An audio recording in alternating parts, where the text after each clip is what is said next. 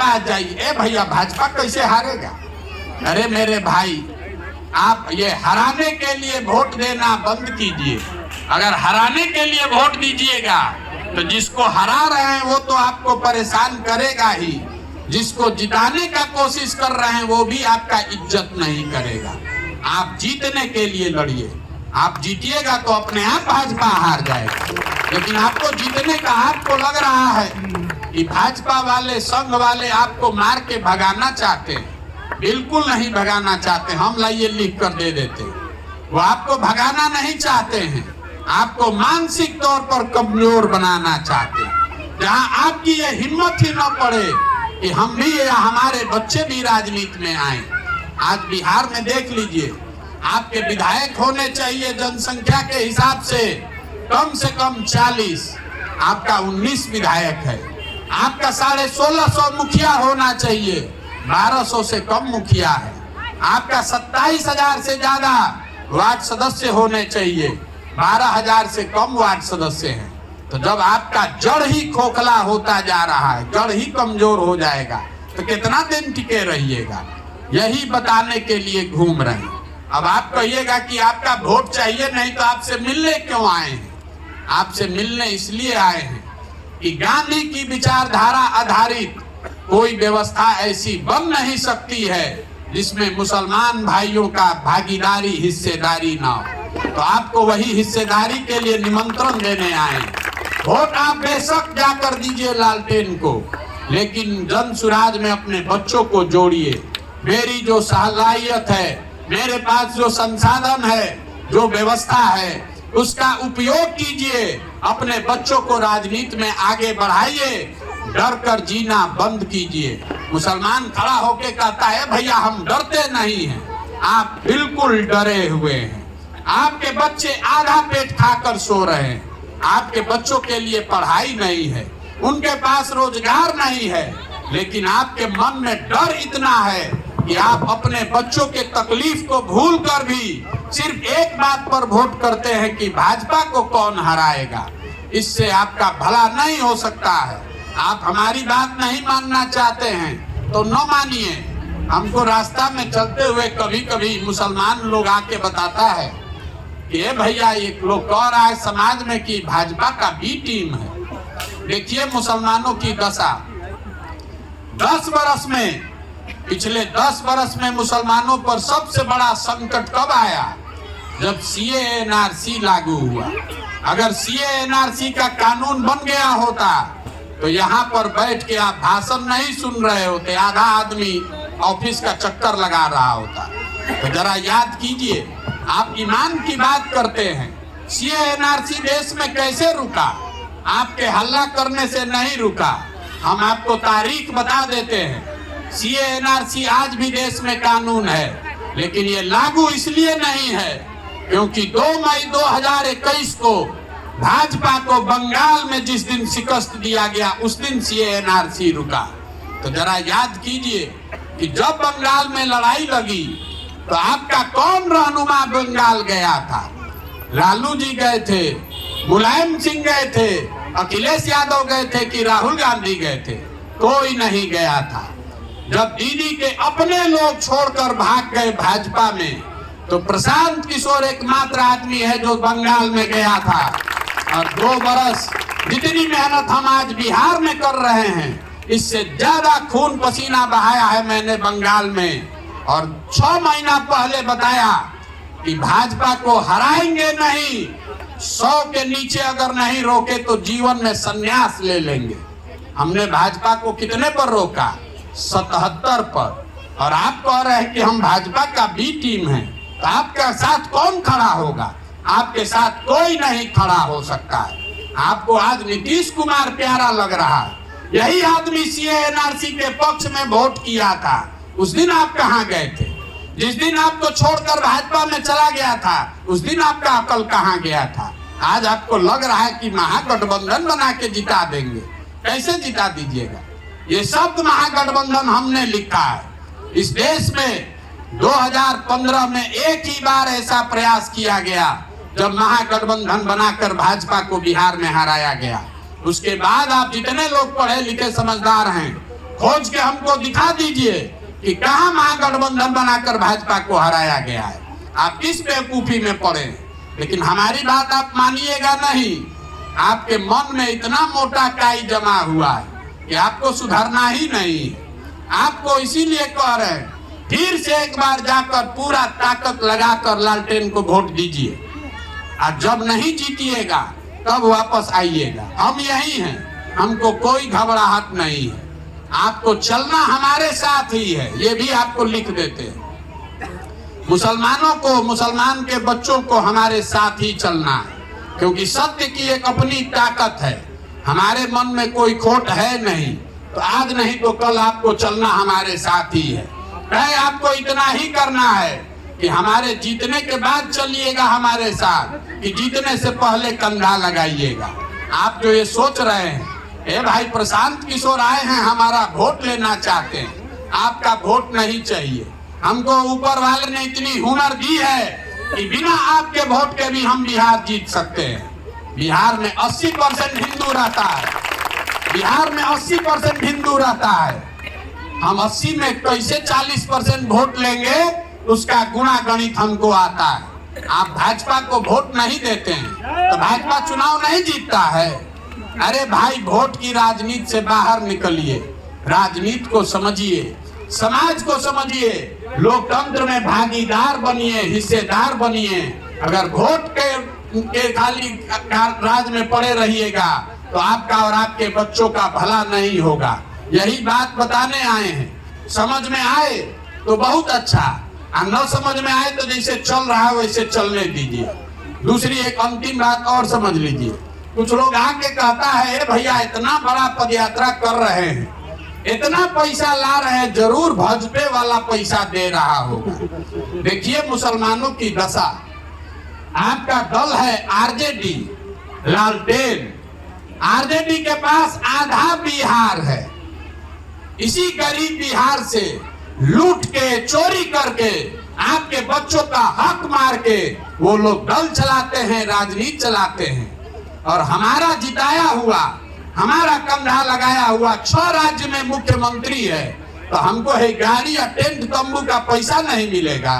आप इतना हमको कमजोर समझते हैं। लेकिन मुसलमान जो है, हम मजबूती से प्रयास कर रहे हैं, तो कहता है कि क्या करे, इतना मजबूती से प्रयास कर रहे हैं, जरूर भाजपा वाला होगा पीछे। अगर हम मजबूती से प्रयास नहीं करते तो यही मुसलमान कहता कि आदमी तो बहुत होशियार है, मजबूती से लड़िए नहीं रहा है, कैसे मदद करे।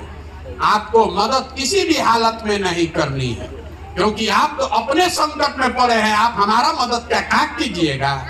अरे हम आपसे इतने हाथ जोड़कर कहने आए हैं कि अपना नहीं तो कम से कम अपने बच्चों का तो चेहरा देखिए। आपके बच्चों की जो दुर्दशा है, ना उनके पास पढ़ाई है, ना हम एक दिन मुसलमान के गांव से निकलते हैं।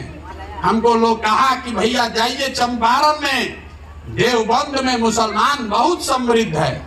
देवबंद गए, वहां के हर गांव पंचायत में 5 दिन घूमे, वहां पर भी मुसलमानों की यही फटहाली दिखी, यही बदहाली दिखी। जहां पर भी मुसलमानों के गांव में जाइए, इतना धूल, इतना गंदगी, इतना परेशानी है। एक दिन चलने पर हमको खांसी हो रहा है। आपके बच्चे उसी गली में, उसी गांव में जी रहे हैं। पूरे देश में सबसे ज्यादा ट्यूबरकुलोसिस का, टीबी का जो केस है, वो बिहार के मुसलमान के बच्चों में है। आपको तो अपने बच्चों की चिंता नहीं। आप मोदी का नाम क्यों लेते हैं? भैया, मोदी से पहले आपको आडवाणी से डर लग रहा था, अब मोदी से डर लग रहा है, कल किसी दूसरे से डर लगने लगेगा।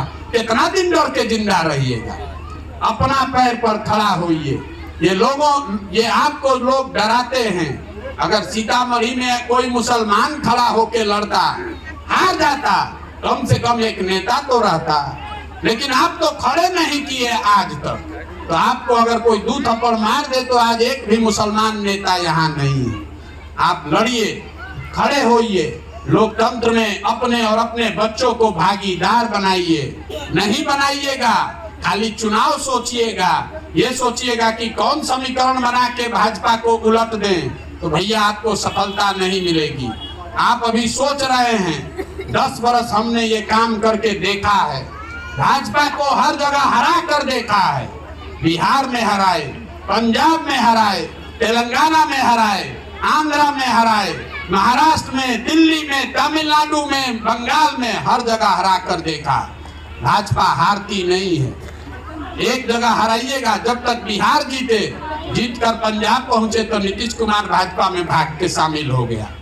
जब तक पंजाब जीतकर तेलंगाना पहुंचे तो अमरिंदर सिंह भाग के भाजपा से समझौता कर लिया। जब तक बंगाल तमिलनाडु जीते तब तक जगन मोहन रेड्डी भाजपा में चला गया। उस लड़ाई का क्या फायदा है? इसीलिए उस काम को छोड़ दिए। बहुत मुसलमान साथी आकर कहते हैं, ए भैया ये गठबंधन को मदद कीजिए, किसी तरह जिता दीजिए। हम जितने लोग उस गठबंधन में बैठते हैं, सबके साथ हमने काम किया है। उसमें एक भी आदमी ऐसा नहीं है जिस पर आप भरोसा कर सकते हैं। एक पैर इधर रखा है, एक पैर पीछे रखा है। आधा से ज्यादा आदमी सब समझौता उसमें किया हुआ है। तो मेरे भाई, आप अपने और अपने बच्चों के लिए व्यवस्था बनाइए। डरिए मत, डरिए मत। आप खड़े होइए, अपने बच्चों को राजनीति में लाइए। हमारी जो सलाहियत है, हमारे पास जो बुद्धि है, शक्ति है, संसाधन है, वो हर चीज आपके पीछे, आपके बच्चों के पीछे लगाएंगे। लेकिन आप खड़ा तो होइए।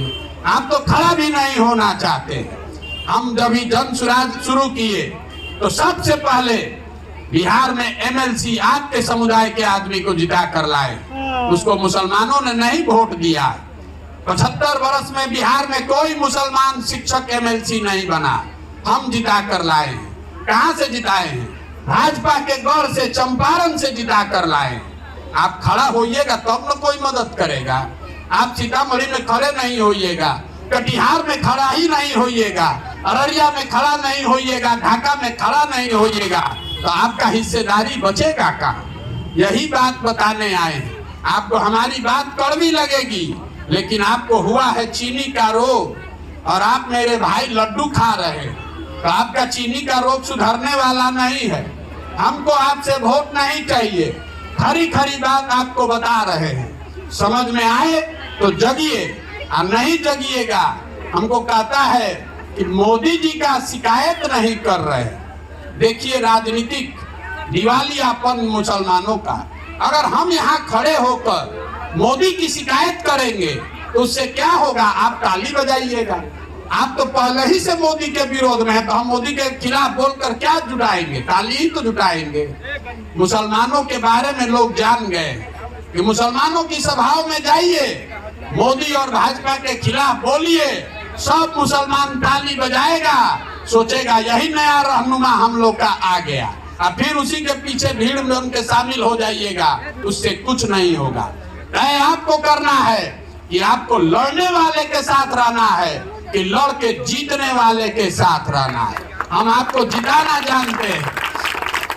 10 वर्ष में हमने जिस दल का नेता का हाथ पकड़ा है वो कभी चुनाव नहीं हारा है। अब इस बार संकल्प लेकर आए हैं, बिहार में किसी दल का नहीं, नेता का नहीं, जनता का हाथ पकड़े हैं।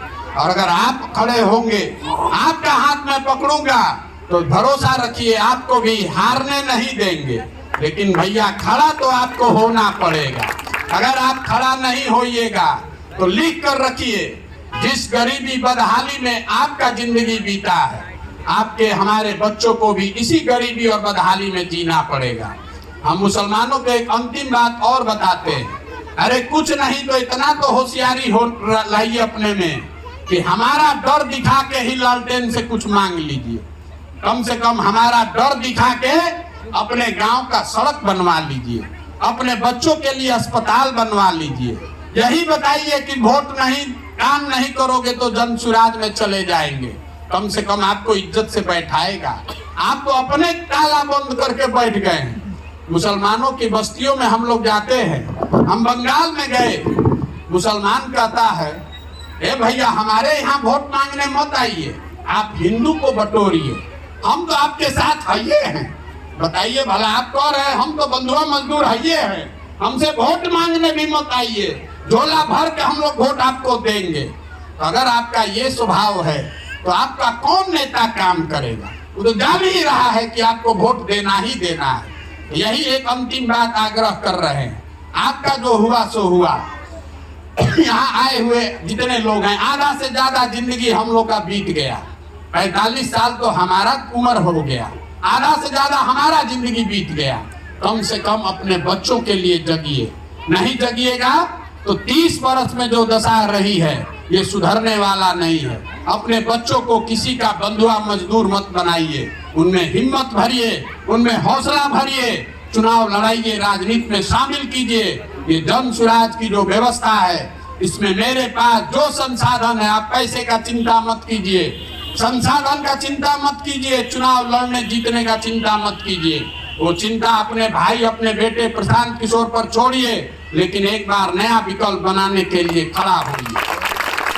इतना सब कहने के बाद भी नहीं मानिएगा तो जाके लालटेन को वोट दे दीजिए। जब जीतेंगे तो फिर आएंगे वापस, बिहार जीतने के बाद फिर आपके पास आएंगे, और आएंगे तो पूरा पूरा हर्जाना भी वसूलेंगे। उस समय आप, हम वेजिटेरियन आदमी हैं, आएंगे तो आपसे सेवई भी खाएंगे और फिर आपको साथ लेकर चलेंगे। तय आपको करना है तो अभी से चलिएगा कि सेवई खिलाने के बाद चलिएगा।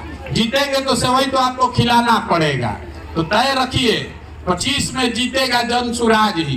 तय आपको करना है कि आपको इसमें पूरी भागीदारी लेनी है, मालिकाना हक लेना है कि बंधुआ मजदूरी करके लालटेन पकड़ के घूमना है। बहुत बहुत धन्यवाद, आप आए, बहुत बहुत धन्यवाद।